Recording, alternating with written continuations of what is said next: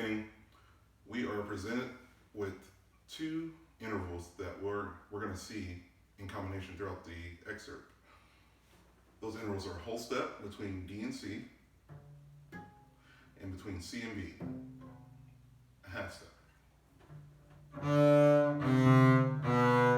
Whenever I see that combination, I perform a pivot. This happens in 619, 621, pickups to 629,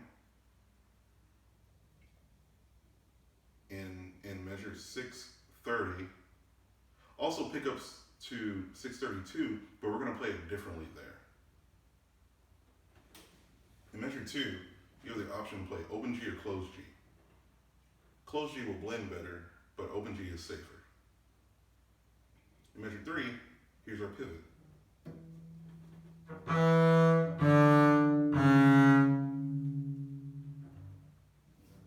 After which, we have to set the perfect fifth from E to A.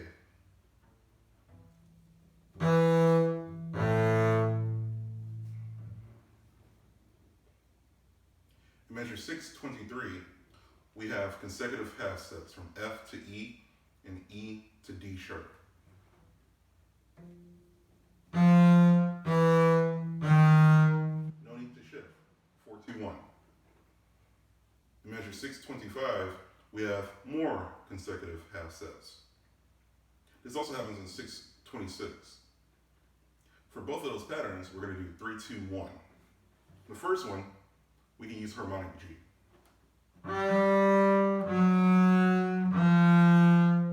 For the second one, 3 on A.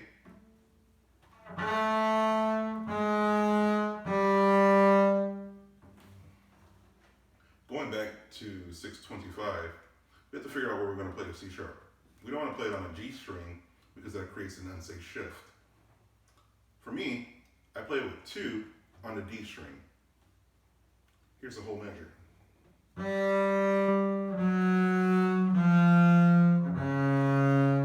This keeps third finger free to reach it for A.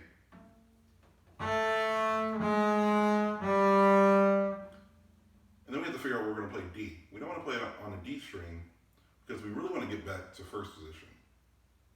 So I suggest going down the G string.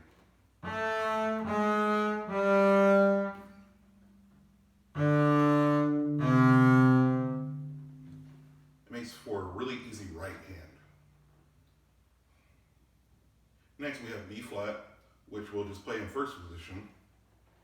And here's our pattern at the end of 628. We have D, C, B. 4-2-1 again. In 630, E, D, C sharp. Now, we're going to play the A with 2 before which we set up our C sharp. And then we're going to shift up to F sharp. Here, we have a few options. We can either do 4-4-2-1, or we can do 4-1-2-1. I'll demonstrate both. 4 on F sharp, 4 on E, 2 on D sharp, 1 on A. The second fingering pairs off F sharp with E and D sharp with A.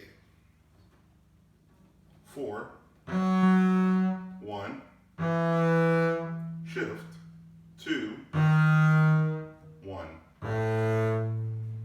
This creates a tritone between D sharp and A. At least one for which we don't have to shift. The big idea in this excerpt is to create an effective crescendo from measure 3, or in this case, measure 621, all the way to the fortissimo. For me, it helps to plan your crescendo by putting a dynamic at every 4 bars. In 621, I want to put mezzo piano. In 625, I want to put mezzo forte. In 629, I put a forte. Even if my crescendo doesn't exactly happen this way, it helps to have guideposts in order to create an organic crescendo.